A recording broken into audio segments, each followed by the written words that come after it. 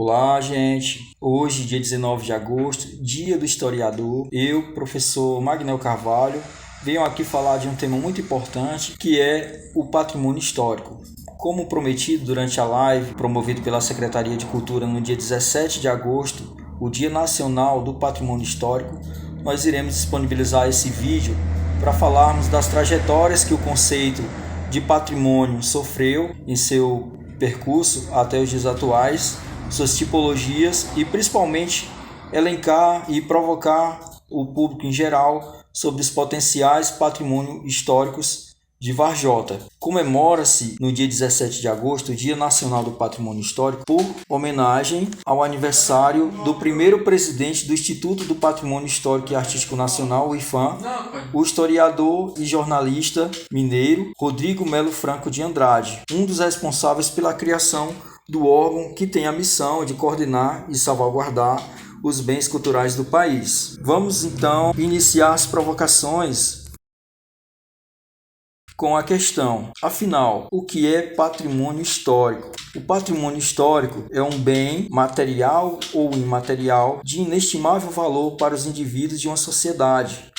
Precisa ser reconhecido, valorizado e preservado pelo seu povo como algo importante, necessário para a manutenção da sua cultura e da sua identidade. O sentido etimológico da palavra patrimônio vem do termo latim patrimônio, que é a junção de patri, que significaria pai, e mônio, que designa herança. Então, deste modo, nós temos o patrimônio como sendo tudo aquilo que diz respeito a uma herança que nos foi deixada por alguém. O conceito de patrimônio, ele é importantíssimo, ele permeia outros conceitos da cultura histórica, que são memória, identidade e cultura. A memória, que é a capacidade de recordar, de conservar acontecimentos passados e tudo aquilo que está relacionado aos mesmos, ela tem um caráter individual, porém, existe também a memória social, que diz respeito aos eventos recordados por um grupo, por uma sociedade determinada, que constitui-se em uma identidade. Então, esses eventos, eles apontam para características coletivas daquele grupo que constitui sua identidade. A identidade é a imagem que foi construída sobre esses diferentes grupos sociais e ela está associada a um sentimento de pertencimento a esse mesmo grupo. Já a cultura, como sendo o conjunto de todos os conhecimentos, crenças, costumes e qualquer outra capacidade e hábito adquirido pelos indivíduos, ela permeia o tecido social como um todo, pelas práticas, Não existe grupo social sem cultura e toda cultura ela é importante. Deste modo, nós percebemos o entrelace desses três conceitos: memória, identidade e cultura, que é materializado ou que é representado simbolicamente pelos bens patrimoniais, pelo patrimônio histórico, pelo patrimônio cultural. Ao longo do tempo, o conceito de patrimônio sofre transformações, desde a sua criação, juntamente com o Serviço do Patrimônio Histórico e Artístico Nacional, o SPAN, o ancestral do IPHAN, em 1937, quando o decreto número 25, de 30 de novembro daquele ano, traz a organização da proteção do patrimônio histórico e artístico nacional, estabelecendo os bens que o constituem, dentre eles os arqueológicos. Foi por meio desse decreto que se criou um instrumento do tombamento para salvaguardar os bens patrimoniais de pedra e cal.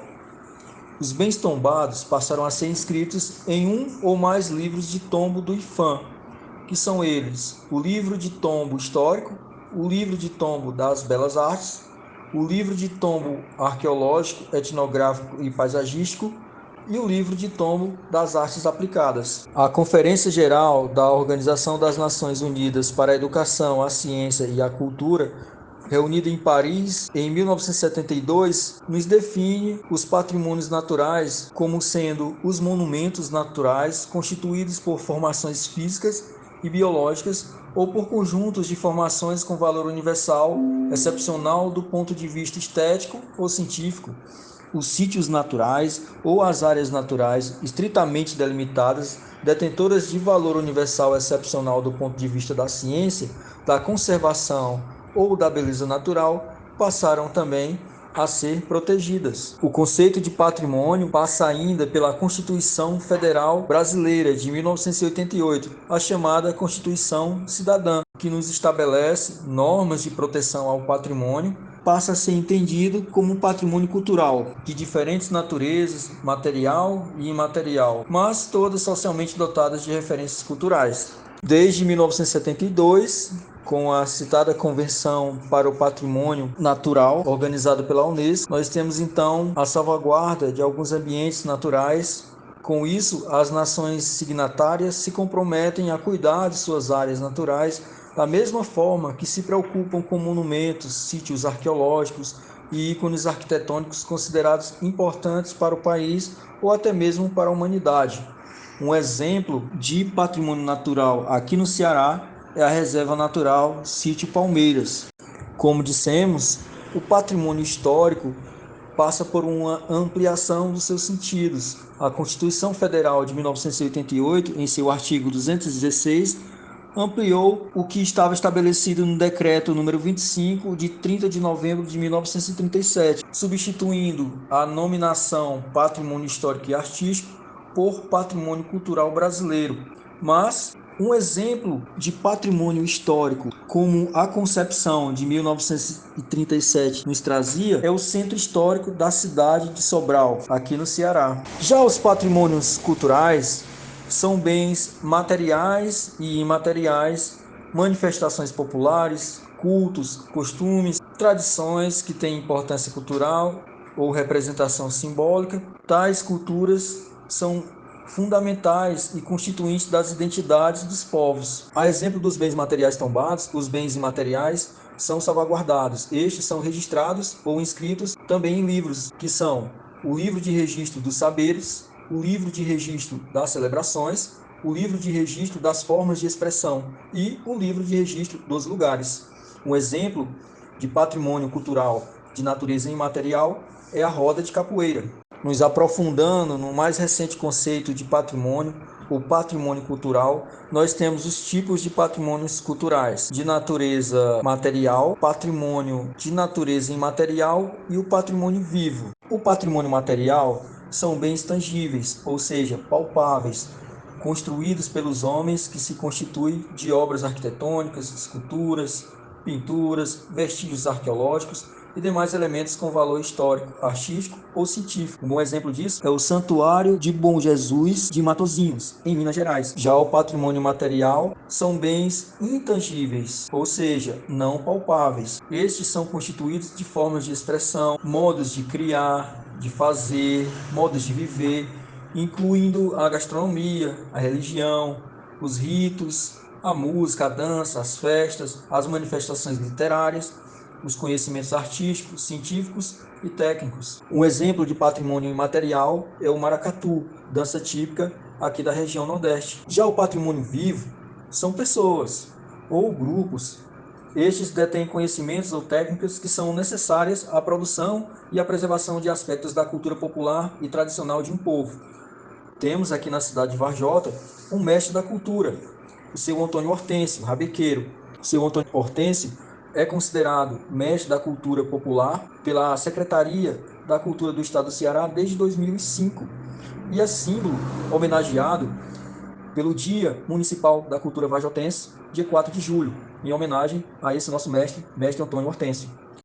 Quando temos um conjunto desses bens materiais e imateriais, principalmente quando a importância dessa memória diz respeito à nossa ancestralidade, podemos categorizar por patrimônio histórico-cultural. Um exemplo de patrimônio histórico-cultural são os sítios arqueológicos, como o Parque Nacional da Serra da Capivara, no Piauí. Então, agora eu vos pergunto, quais são os bens de referências culturais que são potenciais patrimônios culturais de Varjota. Eu, como estudioso da história e da cultura varjotense, como cidadão, tenho a minha lista, que eu vou apresentar alguns itens para vocês. Mas cada um de nós, na mesma condição, exercendo a nossa cidadania cultural, podemos sim opinar, eleger os nossos bens de referências culturais. Vamos então conhecer alguns que são mais evidentes para mim e talvez para vocês.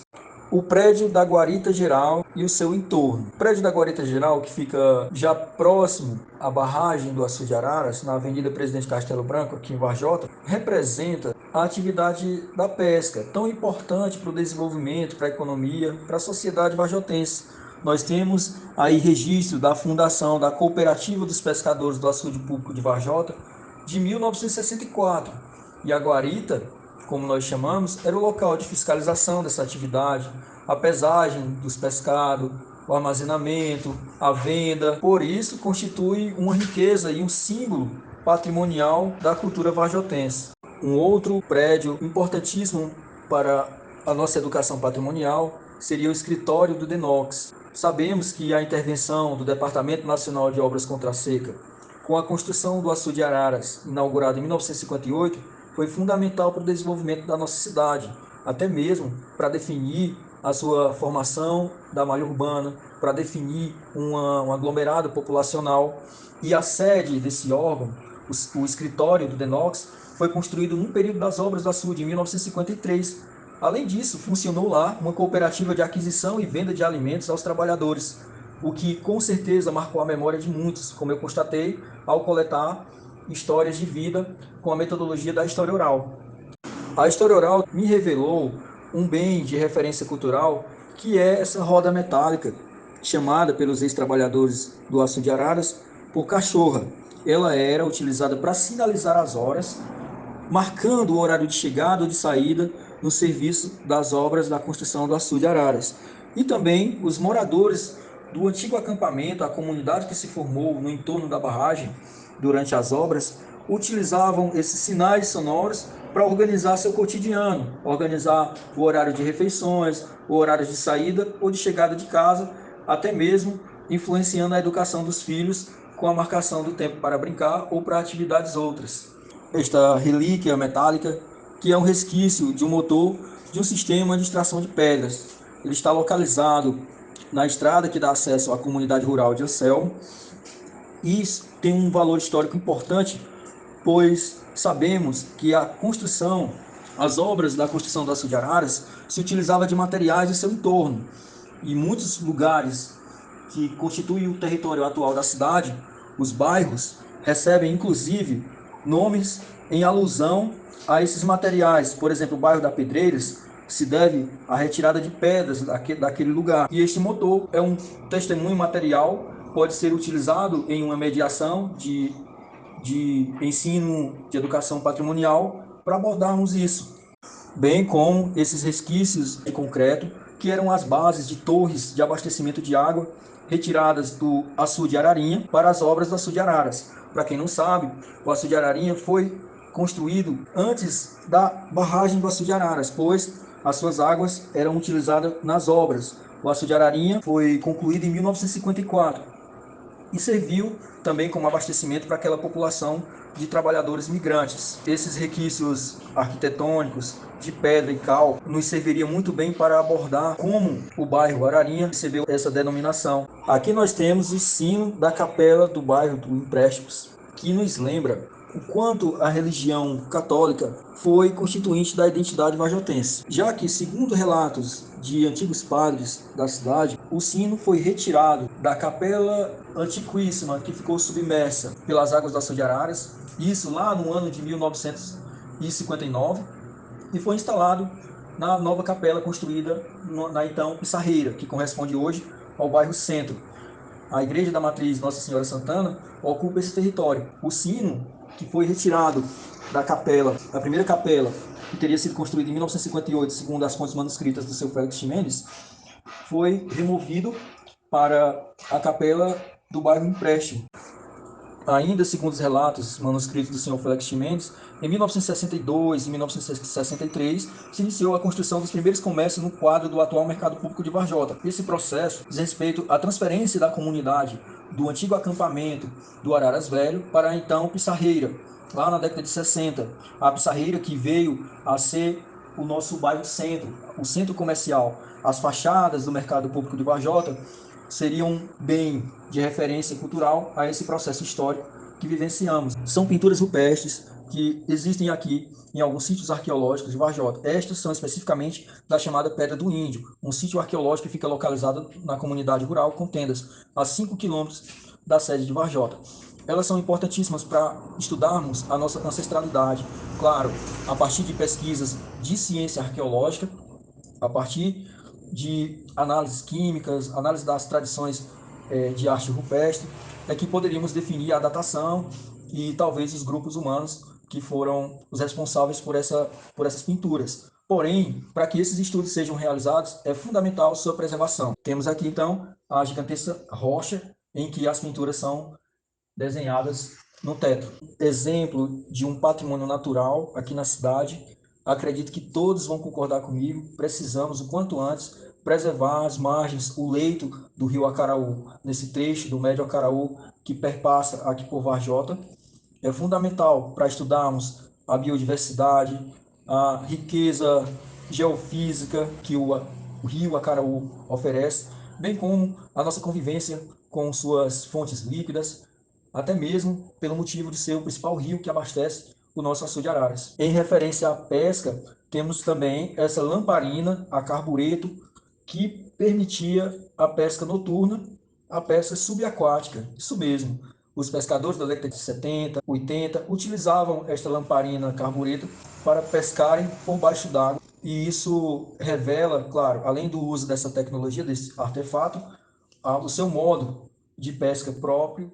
Por último, nós temos aí a nossa principal celebração, que é também um símbolo da cultura vajotense, já que falamos sobre a formação da identidade, ter um apoio nas transferências do culto de Nossa Senhora Santana, da antiga Varjota para a então Pissarreira, o que se mantém até os dias atuais, uma continuidade histórica. As celebrações dos festejos de Santana são importantes para abordarmos isso ao nosso público, além de envolver elementos da sacralidade, elementos profanos também durante a sua realização, seus festejos. Podemos com certeza manter esta memória viva e esse nosso bem de referência cultural imaterial. Então, pessoal, vou ficando por aqui, agradecendo a atenção de todos e frisar que esses bens de referências culturais que eu citei não são ainda, infelizmente, protegidos, preservados e nem registrados em nenhum livro de tombo e nenhum livro de referências culturais e materiais, mas representam alguns sinais mais evidentes da nossa riqueza patrimonial, o que com certeza, a partir de metodologias de inventários participativos que envolvam a comunidade, né, os órgãos competentes, os órgãos de preservação patrimonial e estudiosos, podemos estar elencando outros e podemos estar aprofundando nosso conhecimento sobre esse patrimônio histórico de Varjota. Um abraço a todos.